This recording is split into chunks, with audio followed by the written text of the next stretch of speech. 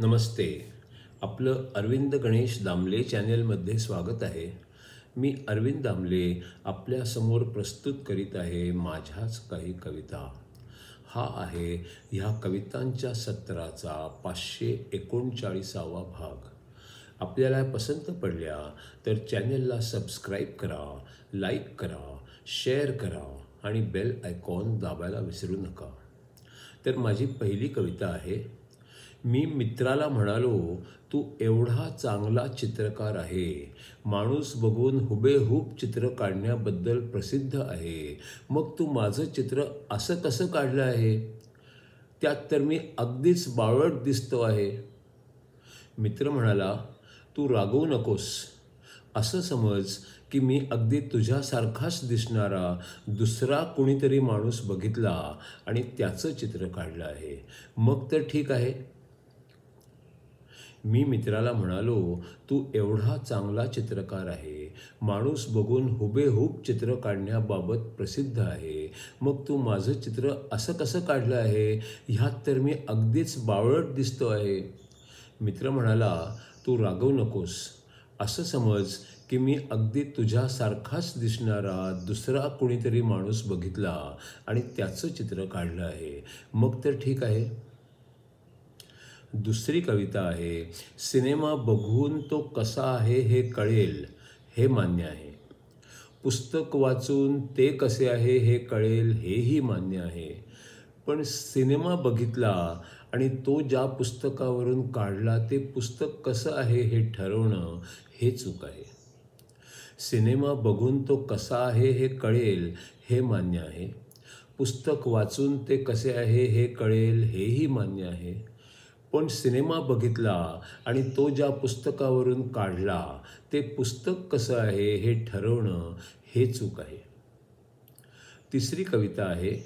एक ब्रिगेडियर जवानांना म्हणाला, मी काही म्हटलं तर लगेच त्याला हो म्हणणारा आणि स्वतः काहीच विचार न करणारा जवान मला नको आहे. मी काय म्हणतोय ते नीट समजले आहे?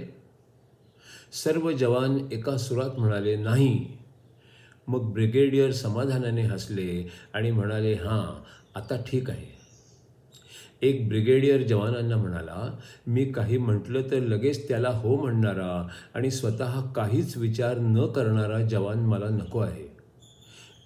काय, मी काय म्हणतोय ते नीट समजले आहे? सर्व जवान एका सुरात म्हणाले, नाही.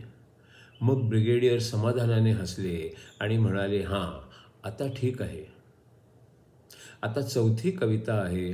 शंकराचार्य लिखित विवेक चूडामणी ह्या ग्रंथावर आधारित पुढचा 73वा भाग. ऋषी मुनींना ब्रह्माचे गूढ उमगले आहे, ज्ञानी ज्ञान अन ज्ञान जाणणे तिन्ही एकच आहे. ऋषी मुनींना ब्रह्माचे गूढ उमगले आहे, ज्ञानी ज्ञान अन ज्ञान जाणणे तिन्ही एकच आहे. हे सगळे असीम आहे, सर्वव्यापक आहे, खरे ज्ञान म्हणजे काय हेच तर आहे. हे सगळे असीम आहे, सर्वव्यापक आहे, खरे ज्ञान म्हणजे काय हेच तर आहे. मनाच्या पलीकडे असतो म्हणून वर्णन करत नाही, सुरुवात नाही अंत नाही, मोजू पण शकत नाही.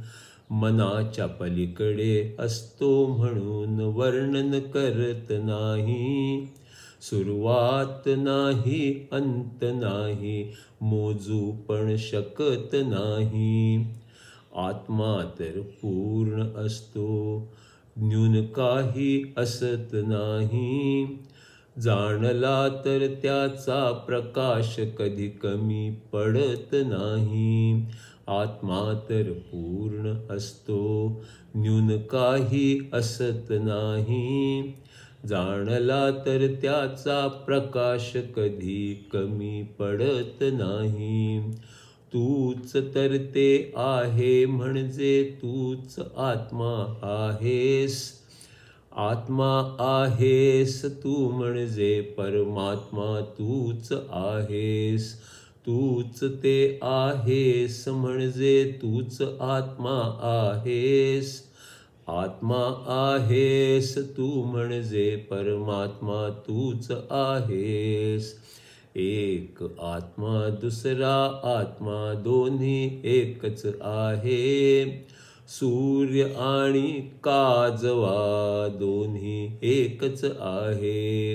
एक आत्मा दुसरा आत्मा दोन्ही एकच आहे. सूर्य आणि काजवा दोन्ही एकच आहे. राजा अन सैनिक दोन्ही एकच आहे. समुद्र आणि विहीर दोन्ही एकच आहे.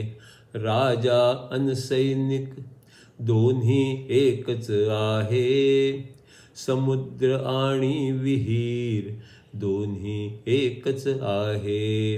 विशाल पर्वत आणि अणू दोन्ही एकच आहे. जे आहे ते सारे मुळात एकच आहे.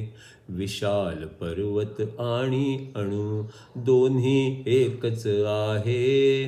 जे आहे ते सारे मुळात एकच आहे. एक जीव दुसरा जीव दोन्ही एकच आहे. एक आत्मा अन परमात्मा दोन्ही एकच आहे. एक जीव दुसरा जीव दोन्ही एकच आहे. एक आत्मा अन परमात्मा दोन्ही एकच आहे.